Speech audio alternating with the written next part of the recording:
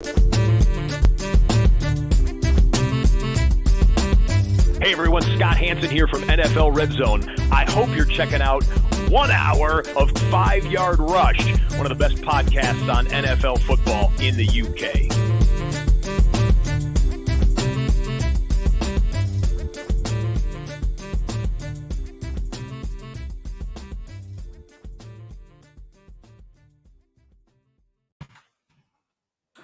Hello, Rush Nation, and welcome to the 5 Yard Dynasty podcast. I am your host, as usual, Liam, or at the FSA Tweets on Twitter, and I'm joined by my co-host, Rich, at Dynasty Island on Twitter. Rich, how are you doing? I bet you're missing the Jets at the moment with the bye week, but how was the bye week for you? Any week we move ahead of the Bills in the standings is always a good week. So yeah, can't argue with that. But yeah, I mean, big. It's the 100th episode, Liam, of the 5 Yard Dynasty podcast. So yeah, a nice little milestone to tick off. You've done 100 of these, Rich. 100. Well, I think you did one without me, so I reckon I've done 99. So, well, I won't have done because I didn't start at the same time as you. You were doing the 5 Yard Dynasty podcast. Yeah, no, I started. I've done 9. There's been 100 5 Yard Dynasty pods. Yeah. I've been on 99 because I missed one. So okay, yeah, I'll make sure to bring this up tomorrow, next week. Next week. But yeah, enough about silly milestones. Let's dive into this week. Yeah, this week was a bit interesting.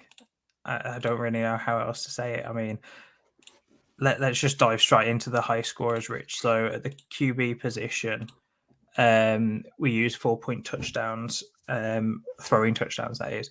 But Justin Fields doesn't need to throw touchdowns because he just runs for 150 plus yards and touchdown or more on the ground. So he was our QB1 this week at 40 points, 40.4 points. And then Patrick Mahomes at QB2, and then Tua at QB3 with nearly half of Justin Fields' points. That just shows when you've got a top rushing quarterback, Rich. It's a cheat code. I purposefully didn't want to talk about Justin Fields this week because I feel like we've done nothing but talk about him for the last 2 weeks. But I feel like you're trying to tease me. Yeah, but I feel like you're trying to tease me in and trying to get me to talk about him again. But yeah, I mean, incredible week. We're running out of superlatives to talk about him at the moment, aren't we? We just need to see that throwing game. It's there. It's the volume that's the issue. Yeah, and I think that is a trust in the offensive line. I think that's partly game script. I think that's partly the fact that they've got no great weapons. They've got, I'd say, 3 kind of average weapons in Mooney, Claypool, and Kmet, and they're lacking like a true, number one. Quite frankly, if Mooney and Claypool are 2 and 3, and Kmet's a complementary piece, that's a good offense, isn't it? But yeah, it's not great without that true bona fide number one. So, Rich, moving on to the running backs, we had Jonathan Taylor finally get back into the top 3. Had his best game of the season so far with 23.4 points as the RB1. And then James Conner coming back from injury had another great game at RB2. And then Aaron Jones, RB3, all roughly around the same points, Rich. But yeah, just finally getting back into what we kind of expected from Jonathan Taylor. Yeah, it's, for those of you that have stuck by him through a tumultuous year, it was really impressive. We saw the volume. There was basically no other backs that could eat into it. But I think the thing that was most impressive is that offensive line that's been held up as something great, and quite frankly, for the rest of this year has been pretty abysmal. Was suddenly back to being great. I don't know if that's Jeff Saturday has tweaked things or it's just a change in attitude, but it was amazing to see them, creating space, creating get lanes, and Jonathan Taylor was able to benefit. So hopefully, as someone that's got quite a few Jonathan Taylor shares, hopefully that's a sign of things to come for the rest of the season. Moving over to the wide receivers, Rich, And as you can tell, I am excited to talk about the wide receivers. So wide receiver 1 this week was CD Lamb, 38 points. Wide receiver 2, Justin Jefferson, 35 points. Both of those you kind of expect to see every so often in the top 3. But a guy that hasn't done anything this season, this is why I wanted to talk about the wide receivers. Christian Watson, wide receiver 3 on the week, scoring 3 touchdowns. Where do you want to go with this? Because I could talk about the game on Sunday for hours. Yeah. I mean, I think the thing is that there was a lot of hype after Sunday, and quite rightly so. It was an impressive performance from a guy that people had high hopes for coming in and producing. I think, if I can be honest, I'm sort of, yes, this is a real thing. And yes, Christian Watson is a real asset in Dynasty and a player that is potentially in your lineups. But let's just cool the jets a little bit. I think people are, already going, oh, but he's the wide receiver 1 for for Aaron Rodgers. He's going to be a stud. And, there's a reason why I didn't think he was worth a first round pick in rookie drafts. I think that this offense is still going to run through the running game. And I think that Christian Watson profiles best as, a deep threat rather than a high volume player, if that makes sense. And, on games like Sunday where he can catch 3 bombs, quite frankly, I think 2 bombs and 1. 3 bombs. Yeah, there you go. Two bombs. Then, he's going to have some boom weeks, but I think there's also going to be some bust weeks in there. And I think that, for me, I'd probably still only value him around like a mid-second, and I certainly don't think that he's going to be a league winner down the stretch. I may be sitting here with egg on my face in 4 or 5 weeks, and if I am, I'm happy to hold my hands up. But I just don't think that this passing offense is going to have the volume and the success for him to be potentially a fantasy stud. He had a 42% target share on Sunday with 8 targets. Like, that's mind-blowing. It's, it just shows this offense isn't going to be, 40, 50 pass attempts a game. It is going to run through the run game. I completely agree. You took my point away. It was going to be the target share. At one point, he was very close to 50% target share. And the only reason it went down to, I think it's 40 or 42, somewhere in that range, was because of the overtime drive where he didn't receive a target. It was all the running game and I think there was 2 targets to Lazard, 1 to Watkins, and maybe 1 or 2 to the backs. But that will have brought his target share down. But what I wanted to really emphasize is that Aaron Rodgers has been speaking about Christian Watson for weeks. And I don't mean that he's just been saying, here we go, like, we want to get Watson involved. It's we want to get these guys around the ball. We want to get the ball in these guys' hands. And everyone thought it was going towards Dobbs. Everyone thought all that talk was trying to get Dobbs a bit more playing time. But I sat here and I thought that it was going to be Watson all the way through. And yes, he's not going to score 3 touchdowns every week. Yes, he could be similar to Chase Claypool, that was in the same position, scored 3 touchdowns in a game, or maybe even 4. I can't remember off the top of my head, but it was 4, more than 2. Receiving, 1 rushing. But it could be something along those lines. I don't think it is with Watson. I do agree he profiles more as a deep threat, and he will have those boom bust weeks. But I also think that he's going to be a prime target in, unfortunately, what is a run-first offense right now. But we finally played a full game of football, and that's why I'm happy. Yes, Watson is showing, but we finally played not just 4, but nearly 5 quarters of football. Yeah, I think you've just got to look at his ADOT. His ADOT was over 20 yards on Sunday. That shows how he's going to get used.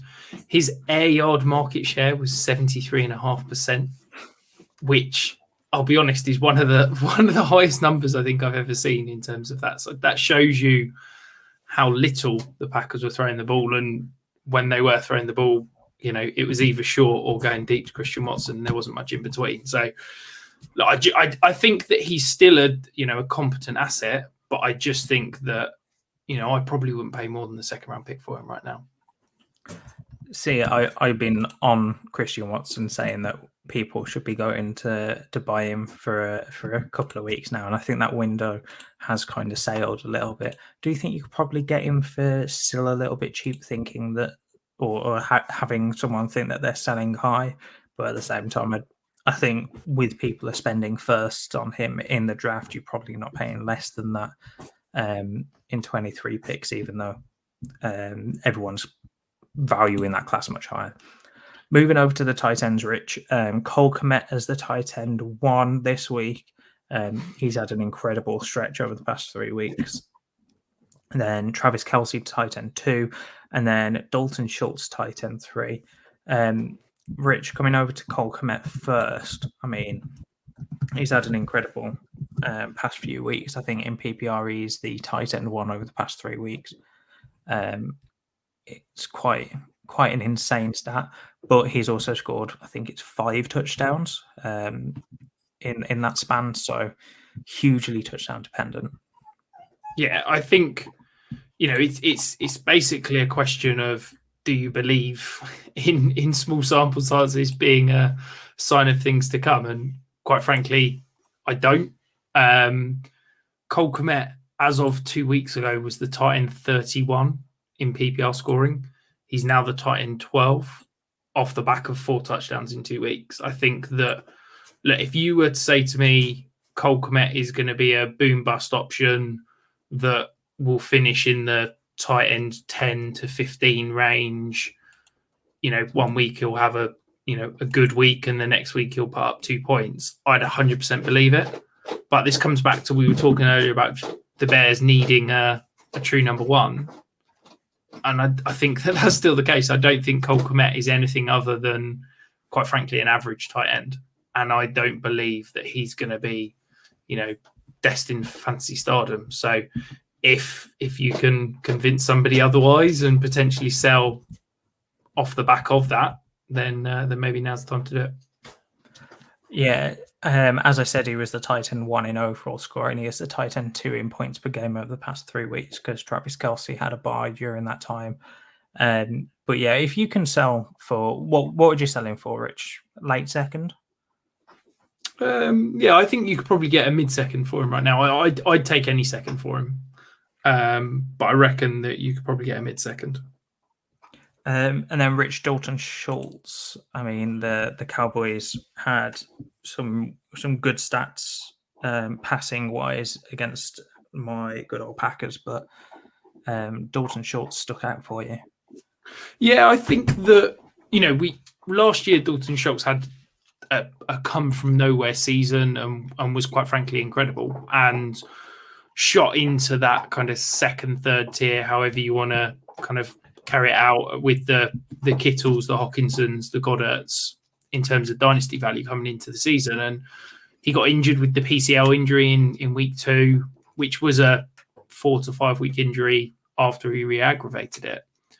But the last 2 weeks has been back to the Dalton Schultz that we kind of hoped he would be.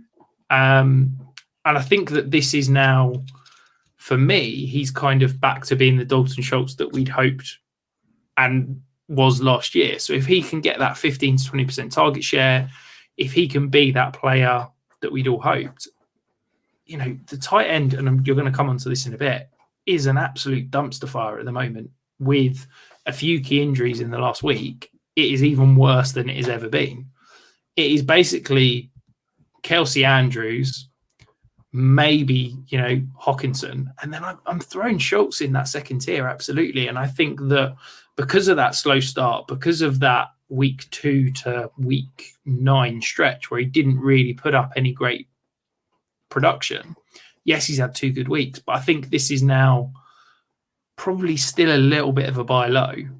And I reckon that, yes, if you've not got a Kelce or an Andrews, Hawkinson's a little bit hyped after the trade and that kind of thing, but maybe Schultz is the final guy that you can go and buy to give you some sort of relevancy at the tight end position, because it is an absolute horror show at the moment. I mean, Schultz is the tight end 3 in points per game over the past 3 weeks. He's 2 finishes because he had a bye during that time. Week 8 was tight end 6, and last week, or the week just gone that we're recapping now, he was the tight end 3. He's got 15 targets over those two games. So, as you said, Rich, he looks to be back, and as you said, you can probably get him for a bit cheaper than what you'd expect if he manages to keep it together. But Rich, let's move over to the significant news. We've got some big injuries that we don't ever like to see, but it's a part of fantasy football, so let's cover it. First off, we've got Cooper Kupp, high ankle sprain, so he is headed to IR, so he's potentially back for the fantasy playoffs, but he won't be back before that because it's a 4-game stretch on IR that he has to be out on. So yeah, he isn't going to be back for the rest of the fantasy season, regular season, but he'll be back for the playoffs, or have that potential. That is.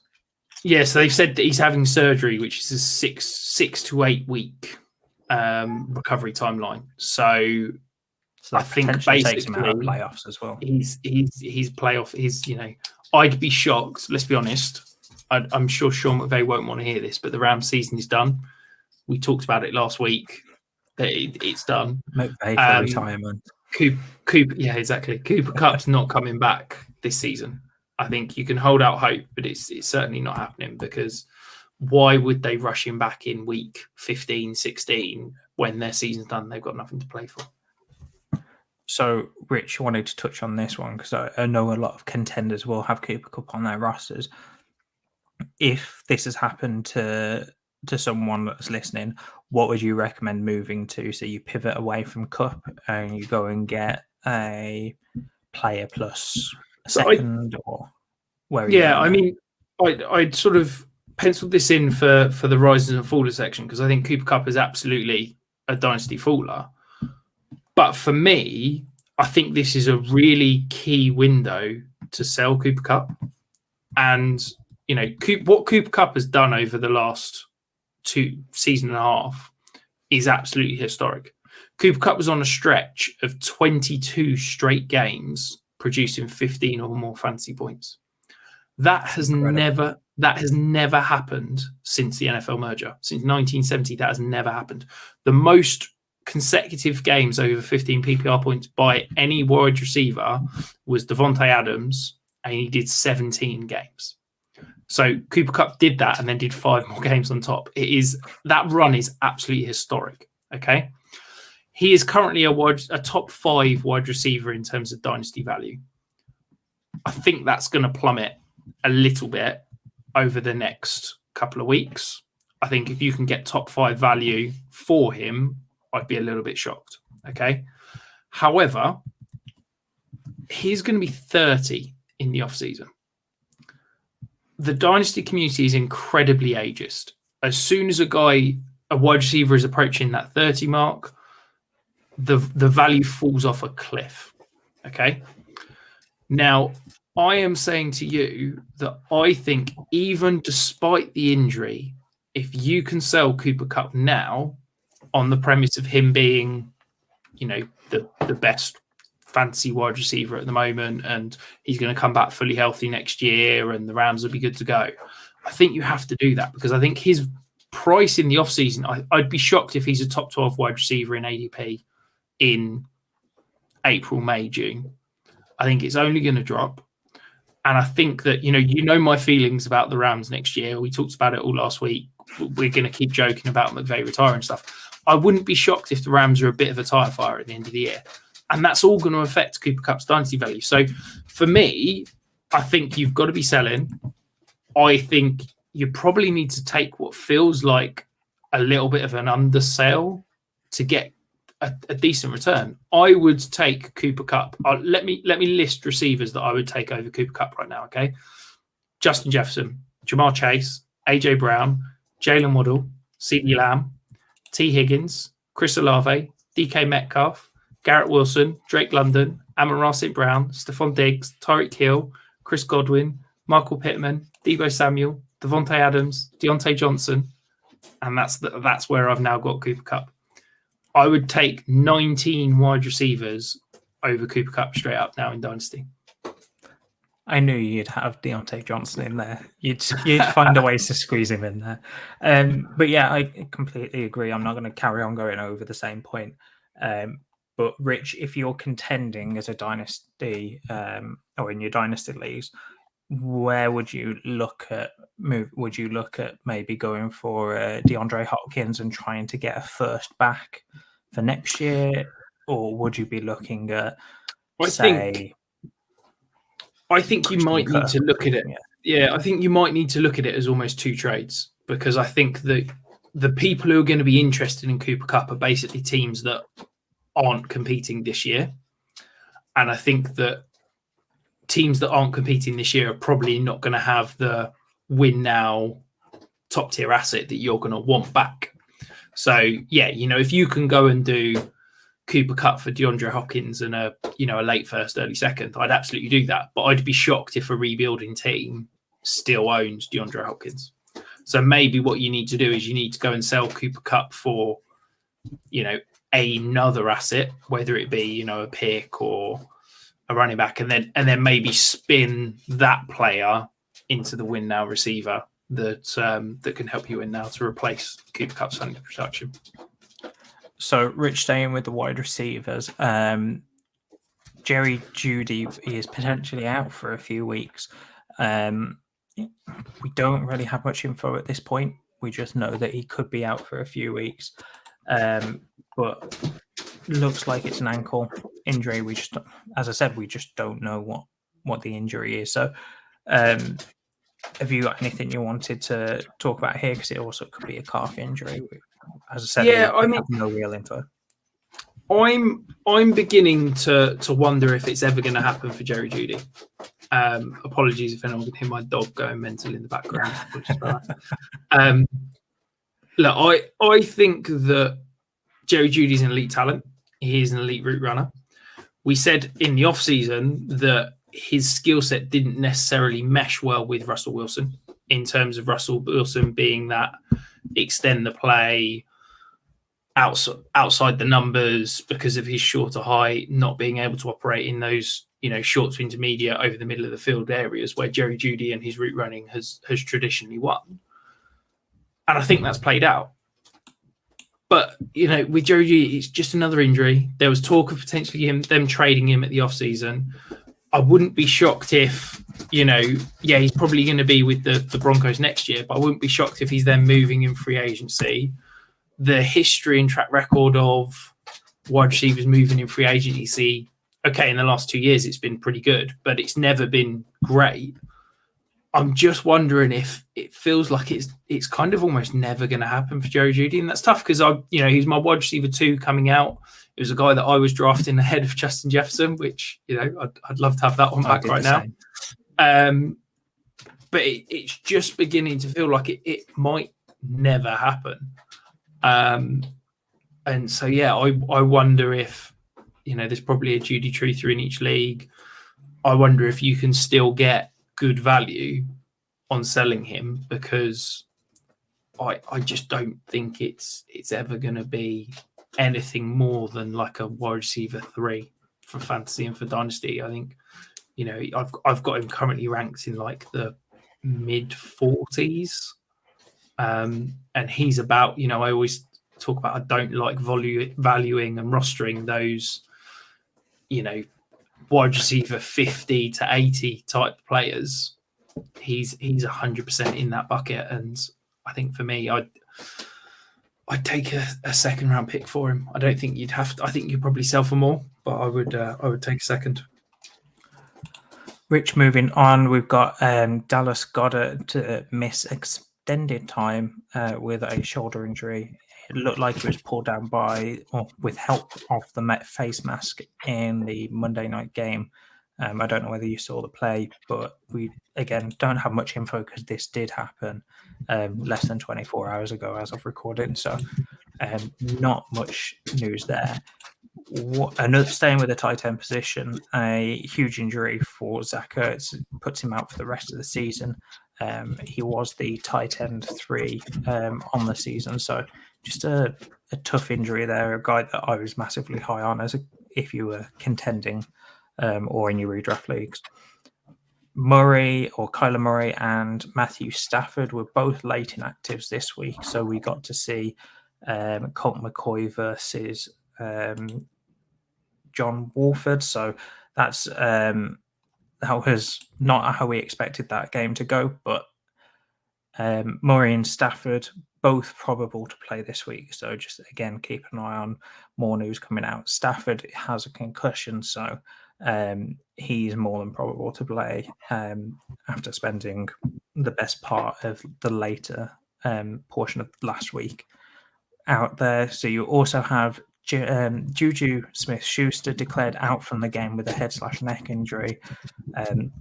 More info to come based on that injury, but at the moment it's been confirmed that is in concussion protocol, so he does have a chance to play if there's no other injury or severity to that injury, and it is just that concussion. And then I wanted to add this one on, Rich, because we didn't cover it last week, and it is a significant injury. Darren Waller is placed on IR. He missed the game from week 10, so he has only got 3 more games to be until he can be activated. But for a tight end that we're maybe putting in that elite tier, or the guys that could step up into the elite tier, he's not had a good season, then gone straight to IR going into last week. And then the bye weeks, we've got the Miami Dolphins, the Tampa Bay Buccaneers, the Seattle Seahawks, and the Jacksonville Jaguars all on a bye this week. So no Tua, no Tyreek Hill, no Christian Kirk, and no Kenneth Walker, the guy that Rich keeps touting as the running back 1 in Dynasty. That was meant to be a joke, but he didn't bite on it too. He didn't bite on it. It's no fun when he doesn't bite. Well, yeah, he's running back 2. He's same value as JT. I'd still take JT over him. Yeah, he's PLF just released their November ADP, and he's running back 2 in that as well. So there you go. Oh wow, I didn't expect him to be that high. But Rich, talking about being or rising up the ranks. So, Dynasty stock market, who have you got as your risers based on the Week 10 performances? So, the first one is Rachaad White. There was breadcrumbs over the past few weeks that they were going to get him more involved. He started to see more snap shares. He started to get more involved as the kind of year has progressed. There was a scare apparently in the week that Leonard Fournette didn't have a passport, and therefore the Bucs were preparing all week for Leonard Fournette not to be playing, which is why apparently Rachaad White got the start. I don't know to believe if that's the reason or whether they would have started Rachaad White had the game been in the US. I don't know. But at this point, he's starting to look like the better back. He's starting to, he got the start. Is it now Rachaad White's backfield? Is he now the one to own out of him and Leonard Fournette? And my question for you, Liam, is who would you rather own in Dynasty? That's tough, and I think it purely comes down to your roster construction. If you win now, it's Leonard Fournette. If it's any other roster construction, not win now, basically retooling, rebuilding, or in the middle of the pack, I'd probably go Rachaad White. But just looking at the free agent pool for the quarterbacks, because if Tom Brady doesn't come back next year for whatever reason, I mean, he is an unrestricted free agent, so he could leave and go to a new team, but I think a lot of people are expecting him to retire. So either way, at the moment, we don't know who that quarterback is going to be. The free agent class isn't overly nice in terms of names you could put there. I mean, you do have Lamar Jackson, but we know that the Ravens are going to try and work out a deal as it doesn't soon matter. as He's getting tagged. If he's not, everybody keeps talking about Lamar Jackson being a free agent. He's not a free agent. He's going to get tagged at least twice, if not 3 times, before they let him walk. There's no way he's a free agent. You didn't even let me get there, Rich, but yes, that's exactly what I was going to say. Because I feel triggered about it. I'm fed up of having to explain to people that he's not going to be a free agent. So I apologise for interrupting. Geno Smith is another guy that is free agent, but as you said, as you said last week, the Seahawks are probably going to be looking at re-signing him, especially considering how cheap he was this year. Daniel Jones, again, the Giants could even look at him. I don't think that they will, because his passing numbers are not anywhere where you want a quarterbacks to be. He just adds that rushing element to their game. Jimmy Garoppolo, Baker Mayfield, the rest of the guys on the list are not overly enticing, so that then makes you think, are they going to bring a rookie in? And if so, they'd have to spend significant draft capital to bring one in, because I don't think they're going to be in range to try and get one of the top guys. And if what you say is true from going back to last week, 3 guys, maybe 4 in the top 10, then they are going to have to spend up, because by the looks of it, they could easily get into the playoffs with a mediocre record, which would then put their first pick in the in 18 or more than the 18th pick or more. So I just think that it's a tough situation to value Rachaad White because of the unknown at the quarterback position. If you believe Tom Brady's going to stay there, then I think that he's valued a little bit or he's a bit undervalued right now. But otherwise, the value is weird. I don't really know how else to put it. I can see the argument for Rachaad White. I really like him as a prospect. I think, there is potential there. I don't think he's ever going to be a bell cow. I think he's always going to be part of a committee. And the one thing that's got me, I think people are writing off Leonard Fournette as he's done after this season, but he's under contract. It would cost them more to release him before next season than it would to keep him on the roster. So I don't think he's going to be going anywhere. So I think I'd still rather have Leonard Fournette over Rachaad White in fantasy next year. So, Rich, who else have you got as a riser this week? So next guy, it's a guy that I feel like I'm having to constantly apologise about, but to be honest, he's constantly improving and showing us up. So yeah, Tua, he's ticking a lot of boxes. When you've got the weapons that he has and he's able to deliver the ball the way he has been, it's hard not to have him, continue ranked. I think I saw a Twitter poll, I think it was Ali, Dynasty Grill, about who would you rather, Kyler Murray or Tua, and I think Twitter was voting Tua. I think that's probably a little bit hyperbole at the moment. I certainly wouldn't have him that high, but I think he's definitely a Dynasty QB1. The stat that amazed me, I heard, was if you just take games where Tua has started and finished the game, the Dolphins offense leads the league in EPA per play. So that is better than the Bills, better than the Chiefs, better than the Eagles, which is, just shows how incredible this offense has been with Tua at the helm. So yeah, his value is definitely on the rise. Again, if you take games where he has started and finished, you've got the lowest rank that he's been weekly ranked, that is QB 23, and that is the only time he's been outside of the top 12 quarterbacks or top 11. He's not thrown under 250 yards in any of those games. So I think that he's definitely a guy that you can look forward to for the future. He's thrown 2 interceptions, or 1 interception the entire season. So I think that his play is probably closer to his ceiling, or much closer to his ceiling than his floor. He might be getting to the point where he's a bit maxed out. but I also think that he is quite rightly in the tier of, say, Fields, Dak Prescott, where if he somehow takes another step forward, that he will be pushing into the elite tier. I just don't see him taking that next step forward because for fantasy purposes, that next step forward is rushing potential, and he doesn't rush. He just doesn't. He's a pocket passer. I think that I'm going to anger people here, but to me, I would still have him the tier below Dak, Deshaun Watson, Kyler, Justin Fields, Herbert, Burrow, all those guys. I just can't see him getting up in that world. I think that whilst he's been great, I still think that he's a. This is really harsh, but he's a product of that offense rather than that offense is a product of him.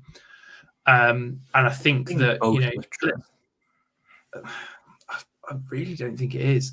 I think that, look, let's be honest, Tyreek Hill's not getting any younger.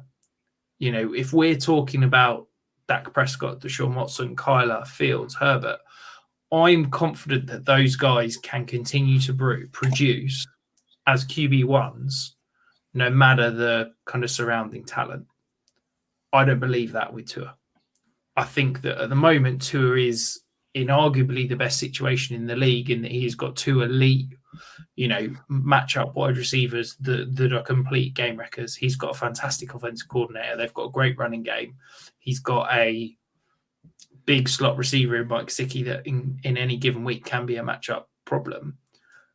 But I worry that, how long has Tyreek Hill got left at this level? We talked about Cooper Kupp earlier. Tyreek Hill is a guy that relies almost exclusively on that athleticism. He's, I want to say, 29 at the moment, approaching 30. 28. Okay, be 29 in the offseason. Has Tyreek Hill got another 2-3 years at this level? I don't think he has. And I think that for me, if I'm tying an elite level of assets into a quarterback in a Superflex league, I want to be able to say, there's a 2-3 year window. And I don't know if I can truly say that about Tua. I want to know how many people you have angered with those comments, Rich. But before started this segment with an apology, and I've just doubled down on not liking Tua. So yeah, apologies again. Well, let's get you off this so you don't get any more people in your mentions on Twitter, Rich. Who have you got as your fallers this week? So we touched on one obviously earlier in Cooper Kupp, but the second one is Clyde Edwards-Helaire. I'm laughing because I got some absolute pelters because I called him a must sell after week 1 and 2 in my article, and got quite a lot of people saying that he was going to be a league winner this year, and he only saw 4 snaps on Sunday. What can you do with him, Liam? I think that he's basically got next to no value. I can't imagine anybody is willing to trade for him right now. He's not getting on the field. Jarrett McKinnon has almost exclusively locked down the passing game work. Isaiah Pacheco, let's not forget this is what was Pacheco, a 6th, 7th round rookie. He's taken the running. I want to say. Yeah, he's taking the running work. It seems like the only thing that Clyde Edwards-Helaire has got going for him is that he was a former first round pick. I think that, I don't mean to break news, but I can officially report that the Kansas City Chiefs are not going to be picking up Clyde Edwards-Helaire 5th year option. You can take that one to the bank right now. I think it's. I just don't see a world where Clyde Edwards-Helaire is going to go and get a better situation where he's going to suddenly have fantasy relevancy. If he can't produce and they're getting, decent production out of a journeyman running back. Okay, he's an elite athlete, but he is a journeyman running back in Jarrett McKinnon and a 6th or 7th round pick in Isaiah Pacheco. I just can't see a world for Clyde Edwards-Helaire. So yeah, he has plummeted down the list. I would genuinely take a 3rd round pick for Helaire straight up right now.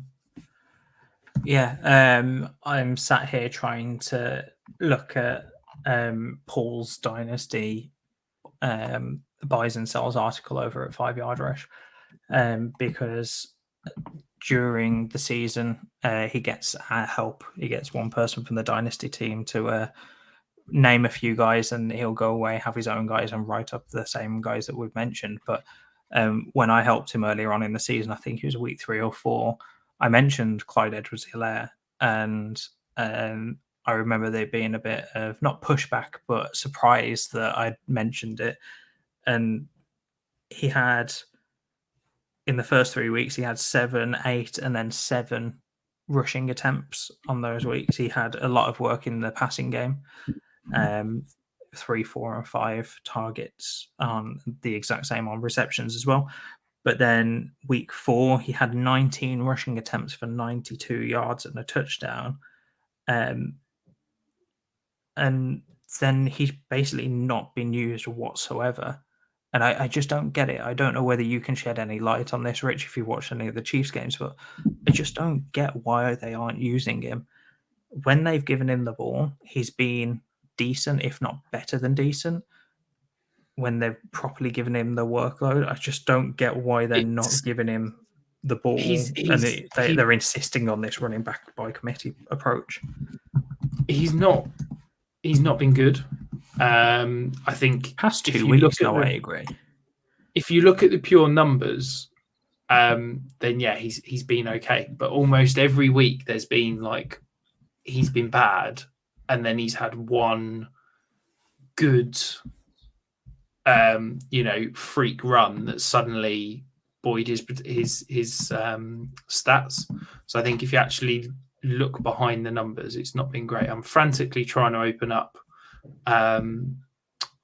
Football Outsiders DVOA because they do a success rate, and I'm very intrigued to see what his kind of success rate is. No, it's not going to load. So yeah, I'd suggest that he's been pretty poor on a consistent basis. So, Rich, going forward, the Chiefs have a decent to good schedule going forward, going into the fantasy playoffs. So, if you have CEH and you're trying to get one of the other 2 running backs, which one would you trust more? Would you trust Pacheco, who had 82 yards on the ground this week, or would you trust Jerry McKinnon more? I don't think you can trust either, quite frankly, because I think that if you were to tell me that it was going to be a pass-heavy game script, then yeah, you can trust McKinnon. If you're going to tell me that the Chiefs are going to be leading and we're going to see a lot of running, then it's going to be Pacheco. But I just don't think you can, because of the way this offense is set up and is going to work, I don't think you can sit there and say it's one or you can trust anything in this offense, quite frankly. So, Rich, next segment we have on our list is Player of the Week. Do you want to take the listeners through your player for this week that you just wanted to speak about? Well, I just had to talk about this guy because he won me the flex off, which has now put me in the lead, which I'm sure we'll come on to mention in a little bit. First time this season. It's fine. It's a lead. It's a lead. Doesn't matter. Tortoise, not hair. But yeah, it's Jeff Wilson. I think that Jeff Wilson, to be honest, is like the number one buy for any contending team that wants to go and get a running back. This last week, he had 22.3 points. He had 17 rushing attempts, 119 yards and a touchdown. Add on to that, he had 2 receptions for 24 yards, but saw 5 targets. He was acquired 2 weeks ago in a trade. Let's not forget. He has out-touched Raheem Mostert every game. I say every game as if there's been loads. Both games since he was traded for. Raheem Mostert has got an unbelievable history of injuries. And I think that, I talked earlier about the EPA per play of this offense and Tua. And look, this offense is going to be a high-scoring offense. If you can get a part of this offense cheap that's going to see consistent production and volume, and quite frankly, that's Jeff Wilson right now, what's not to love? I think that he's an impending free agent. I think that that's going to be the challenge to people not wanting to value him as a high-priced asset, because he is basically a one-year rental. But if you're telling me you can have a one-year rental for a second-round pick, I'd happily pay that. To me, Jeff Wilson needs to be in that tier of Cordero Patterson, Leonard Fournette, James Conner. Like, those are the names that we need to be talking about Jeff Wilson. And I think that in terms of where he's valued by the Dynasty community at the moment, I think he's at least a tier, if not two, below that. And I honestly think that he could be a great buy to go and help you, whether it's a flex spot or tip you over the top. And, yes, we can all go and swing massive, huge, high-valued trades for, Christian McCaffrey, Austin Eckler, stuff like that. But actually, sometimes rather than going and spending multiple high-priced assets to go and get that one piece, maybe just sending a second-round pick, or, can you move Jerry Jeudy for Jeff Wilson plus something? That's the kind of move that I think you need to be moving, that is almost certainly going to solidify you as a contender for the rest of the year. I absolutely love that idea of moving someone like a Jerry Jeudy plus to get Wilson plus. When Wilson comes back from his bye-in week this week, week 11, he has Houston. So I can imagine that both him and Mostert are going to have a great week that week. But then they've got San Francisco, which is tough,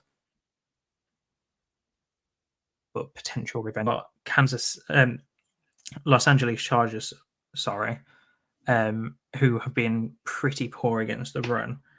The Bills that have been mediocre against the run, and then the Packers, who have again been awful. So that leading up to your fantasy playoffs, that is a good schedule for a running back to come back from a bye on. As you said, he's been out, he's been out producing in terms of both production and opportunity when compared to Raheem Mostert. I mean, both weeks he's been, as in Wilson, has been inside the top 8 running backs. He was running back 8 in week 9, and then running back 7 in last week 10. So I think he's definitely a great buy if you can go and get him for that 1-year rental type of pick. He's also 4 years younger than Raheem Mostert without the injury history. Yeah, Also, you're probably at 26 years old, you're probably not wanting to spend a lot, which is fair enough. But I think if you're pushing for that, he's cheaper than every other guy you've just mentioned in terms of James Conner, Leonard Fournette, Cordero Patterson. He probably still has the same, if not more, upside. Yeah, I completely agree with you, especially in this offense. I think the other thing to remember as well is that he's on his bye, and that's a great time to go and buy people, because it's amazing how quickly people forget how valuable someone is when they're sitting there not able to start them that week. You can get a good value, I think, this last week, because I think once he's back on the field and producing again, I think his price is going to start to creep up. Yeah, I agree with you. Rich, my player for this week was Paris Campbell, a guy that I thought was just a flash in the pan, but Jeff Saturday, the new interim head coach for the Indianapolis Colts, decided to start Matt Ryan, to a lot of people's surprise, and I'm glad that in the Dynasty Listener League you managed to dive in there and get there just before I did, because I was about a minute too late on getting there and then realised that he was already in, which is good news. But while Sam Ehlinger was the starter, he had weeks of wide receiver 47 and wide receiver 61. He saw 7 targets in those 2 games combined. In the 3 starts where he's been extremely good, when Matt Ryan was starting and the offense clicked a little bit more, he's had not less than 9 targets in that time, in that span. He's had 7 receptions as his lowest reception count. I think we need to start thinking about Paris Campbell potentially being maybe not I think it's a bit too early to say league winner, but being a guy that you can go and pick up and potentially have a boom week in a flex spot, which I wanted to talk to you and get your play a little game. We like quizzes on this. So what do you think in week 7, 8, and 10, which are the last three starts with Matt Ryan? What do you think his lowest wide receiver rank during any of those 3 weeks was? I'll give you a hint. It's inside the top 24. I was going to say top 24. So I'd guess 18. 11. And that was this week. So he was the wide receiver 9 in week 6, wide receiver 5 in week 7, and wide receiver 10 this week. 11 this week, sorry. I just think we need to start thinking about Paris Campbell being something. I know that people have been burnt by him for years now with all the injuries, but maybe there is something to this. And I know that we're massively high on Michael Pittman coming into the season, but in those 3 games, Rich, Paris Campbell has out-targeted. Oh no, he hasn't. Sorry, I was looking at the wrong week. But he's still done extremely well, and he's had near enough equal targets to Michael Pittman in those 3 games. So what do you think about Paris Campbell going forward? Is he a guy that you could probably get on the cheap that you're happy to throw in a flex spot, or are you just completely out based on the past few years? I really struggle with guys like Paris Campbell because you've made a great argument and a great point there. And, he is producing, as you said, that's 3 wide receiver 1 finishes on the trot. In his last 3 starts with Matt Ryan. Let's just remember that. While he was with Ellinger, it wasn't very good. I'm happy to throw those in the bin. But the thing I struggle with is that I don't think the Colts believe that he's the number 1 or the number 2 option on the offense. I don't think the Colts want to see what they've got in Paris Campbell long term. I don't see they see him as a building block of this franchise moving forward. So I really struggle putting any sort of long-term value in guys like Paris Campbell, despite that amazing track record. And I just worry that, he absolutely could. And I think that you're right. If the price is right, he's probably a great buy right now, and he's probably a great guy to go and inquire about. But for me, I'm just nervous that it could all disappear just as quickly as it has appeared, if that makes sense. And I worry that, do we start to see more Michael Pittman? He had a great start to the season. He's disappeared the last few weeks. Do we start to see him more? Do we start to see them try to incorporate Alec Pierce? I think that it comes back to, we talked about it earlier with Jerry Jeudy. I don't like those wide receivers that are outside the top kind of 40-ish, 40, 50, because to me, it gets to a point where they're all kind of replacement level. And if Paris Campbell's going to keep producing those wide receiver 1 finishes, then he's not replacement level. But that's just not a place that I like to put any sort of value.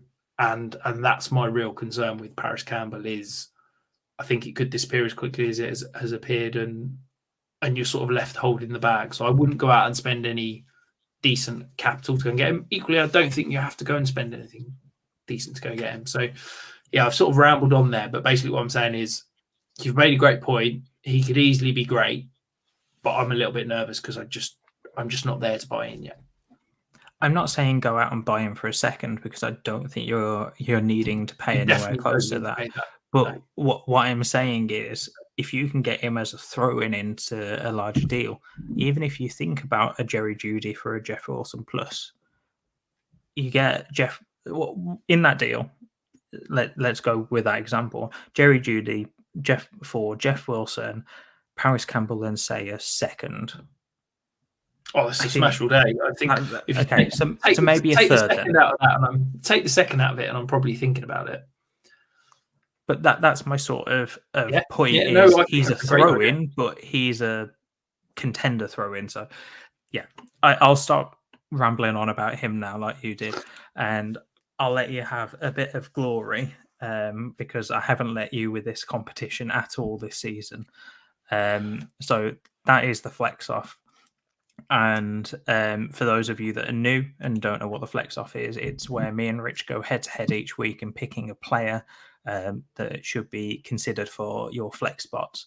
The way that we regulate that is we can't pick within the top 20 or top 36 wide receivers, top 24 running backs, or the top 12 tight ends in weekly ECR run by Fantasy Pros. And as it's only flex and not super flex, we don't allow quarterbacks else. We just pick a quarterback and hope whichever one runs it in for a touchdown is probably going to win. So, Rich, you won last week with that three. Is that Wilson. three on the trot? I've won. Yes, I was hoping you weren't, but going to bring that up. Yes, 3 on the trot. So that puts Rich at 5 and myself at 4. He is 1 ahead. And as I said earlier, it's the first time in this season that he's been ahead, with I've been even or I've been 1 ahead all the way through the year. So Rich has finally found a lucky streak to get himself back into the game. But Rich, as you won last week, I'll let you talk about your complete homerism of a pick this week. Yep. So look, there is a lot of data and there's a lot of information around picking a Jets running back against what is a good New England front seven would be a bad pick. There is probably a poor choice in picking what most people would see as the number 2 running back in the offense as the potential. But I call this a hunch. I think that the Jets are going to be so motivated for this game on Sunday. The Jets have lost 13 straight games against the Patriots. I think that it is absolutely a monkey on their back right now. And I think that they've had the entire, bye week to build up for this. And I think that this is going to be kind of the Jets season in 1 week. And I think that the way that the Jets have been doing it of late, and I think the way the Jets are going to want to continue to do it, is I think they're going to try to set out and beat up and outmuscle the Patriots. And to me, that leads with James Robinson getting a large volume of carries. And I think that he's going to have a good game. So, yes, this is a massive homer pick because I think the Jets are going to beat the Patriots and I think that we're going to do it on the ground game, which is why I'm picking James Robinson. So if it blows up in my face, I can say at least I was backing my guys. But I genuinely believe that the Jets are going to run the ball all over the Patriots on Sunday and the Jets are then going to be top of the AFC East come Monday morning.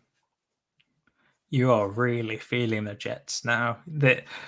At the start of the season, when I did just a bit of fun, I tried to predict all the records in the NFL. Did not go very well. But the one thing I did predict was the Jets having 7 wins or more. And you told me that I wasn't crazy, but you just didn't think that 7 wins was possible. I think I said it was never happening. So, or something along those lines. I was trying to be nice to you, but if you want to throw yourself under the bus even more, feel free. It's the life of a Jets fan. You are ever the pessimist. You never believe, and then as soon as you get a glimmer of hope, you're so excited. You grab it with everything you've ever had. You throw yourself behind it, and then it comes back to haunt you. So I can guarantee what is going to happen is the Jets are going to have a nice season. They're going to play well. And then it's going to get to week 18. We've got a chance of getting in the playoffs. Zach Wilson's going to throw four interceptions, have a horrific game, and the Jets don't make the playoffs. I've already braced myself for it, Liam. So there you go, listeners. Sell Zach Wilson before week 18. My flex off pick is going to be Brian Robinson. Rich, he's a guy that hasn't had the yards per carry that you want to see. You are, for those of you that don't know, you kind of want over 4 yards per carry to be somewhat efficient puts you ahead of the sticks. So you could just, in theory, run the ball all the way through the game and keep picking up first downs and running out of the clock. This week, he had his first game over 15 points at 17.1. And of course, we do use PPR. So for full transparency, I wanted Antonio Gibson this week, but I think a lot of other people have clocked on to why I'm picking Brian Robinson. That is because he's playing against the Houston Texans run game, which is one of the worst, if not the worst, run game in the league. Brian Robinson is currently getting 15 to 20 touches a game. He's had one game where he has started where he has had less than 13 rushing attempts. So I think personally that the Houston Texans are going to let up a lot on the ground. And that, as I said, I did want Antonio Gibson because we use PPR scoring, and I think Gibson's going to have a better game. I still think that Brian Robinson, who had his season high in snaps this week in 52, is going to have a great game and blow James Robinson out of the water. Sorry, Rich. No, it's fine. You can dream. You can dream. I can dream. I can't wait to revisit this and have egg on my face by saying that he's going to blow James Robinson out of the water. Rich, let's move over to the mailbag. So if you do want to get your questions on the 5 Yard Dynasty show, go over to the @5 Yard Dynasty Twitter account, and on a Monday, at noon UK time, which is, working out in my head, 7 o'clock EST in the morning, we send out a tweet asking you for your listener questions. So tweet on there, or DM me and Rich, one of us, or on the Dynasty account, and we'll get it on here. So Rich, first off, we've got Craig has asked, what is Rondale Moore's value, and is he a sell right now? I think this one's a little bit tough. I did sell him in the past week for a first rounder, and that was including a few other pieces, but the main deal was more and a few other pieces for a first. So I don't think you're getting that value elsewhere. So I think that the answer is yes, and the answer is no. Okay, so yes, I think Rondale Moore should be a sell right now. However, I think he's probably not. Rondale Moore is absolutely balling. He's the wide receiver 12 since I think week 5.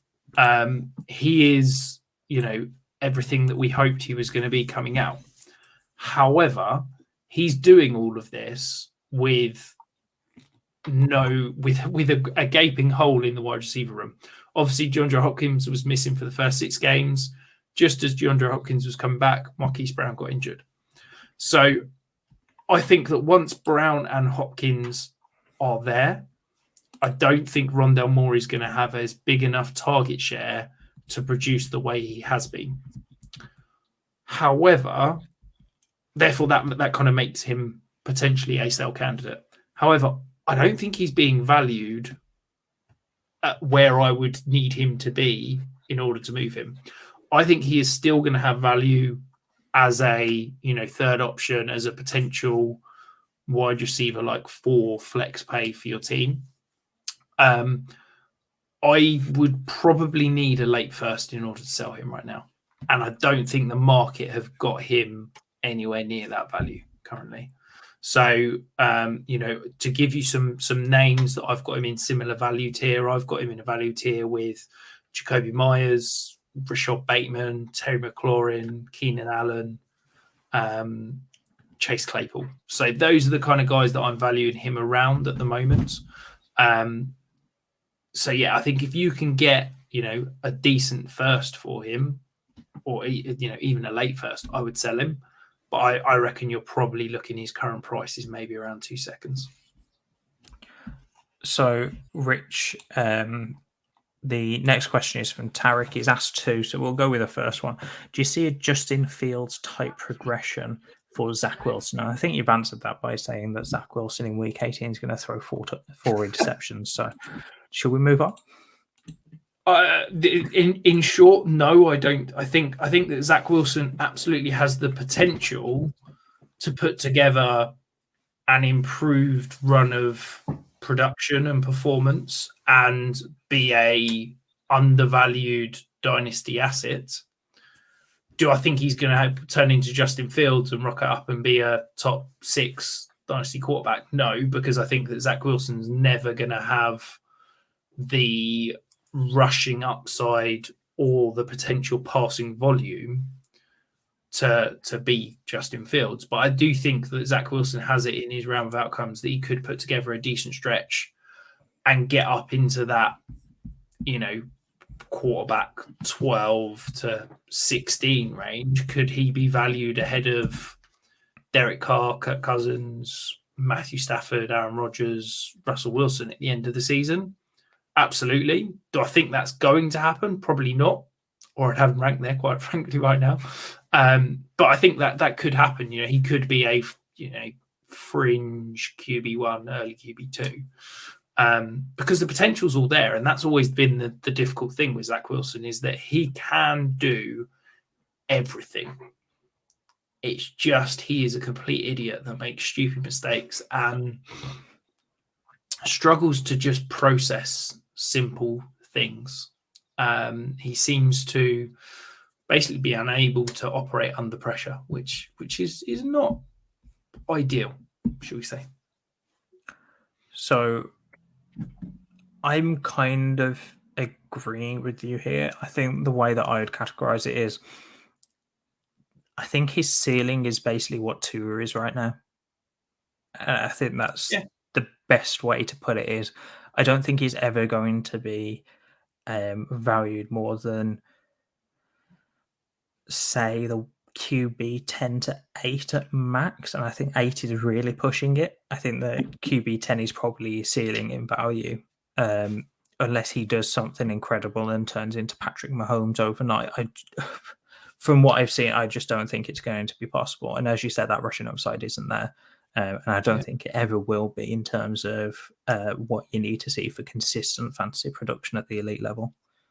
Yeah, I think I think you're making this point, but he is a very different quarterback to Tua, and he's going to do it in a very different way. But I think the fantasy ceiling is where Tua is now, quite frankly, in terms of being a piece in a very good offense, but never going to have that super elite ceiling because of the Caps rushing side. And then the last question, Rich, is directed at me. And this is the third time I've been asked. So Amari Rodgers has been released by the Packers along with Kylan Hill. For those of you that were not with 5 Yard Dynasty going into the 2021 season, I was massively hyped on Amari Rodgers, the third round pick that was chosen by my Packers. This was pre-draft, I may add. I was massively high in pre-draft, and then the Packers took him in the third, which then helped me get even more hyped. But yeah, he has been released, and Tarek asked, how am I? When we come off this show, Rich, I'm going to go cry in a ball in the corner because I really thought Amari Rodgers was going to be something, and I don't think he's been given the opportunity to be anything at the wide receiver position. And they've tried to shoehorn him into a returner role, which he was never going to be an NFL star at doing. So I don't think we've ever given him the right chance to do so. And the career was short in Green Bay, unfortunately. Can I caveat that and saying if he was good enough, surely he'd have earned an opportunity, given they've basically had nothing else in that offense. Yes and no. I'm not going to defend him too much because he's just been released. But they traded for Randall Cobb late last season, which was basically what Mario Rodgers was going to be used for. and hasn't been given the chance to do that. And then they've just drafted 3 wide receivers this year. I don't think he's been given the right platform to progress. But I also haven't been there during training camp, during all the practices in the background every week. And he could have been equally as awful running wide receiver routes and everything. But yeah, I agree with you. He should have been able to step up as a 3rd-round rookie or a 3rd-round pick. But I also don't think that he got enough playing time to make that decision. But who knows? Amari Rodgers could become the next star that has moved on. In all seriousness, he isn't going to be whatsoever. Let's just forget about Amari Rodgers now, because he has broken my heart, and that is a sad ending to the show, Rich. Is there anything you wanted to add this week, or are you all good to sign off? Good from me. So, listeners, that's all we have on the show sheet. So that is all we have on the show. I'm going to go crying a ball in the corner now that Amari Rodgers is gone from the Packers. But until next week, when I'm a bit more emotionally stable, have a great week, and we'll see you then. Bye, guys.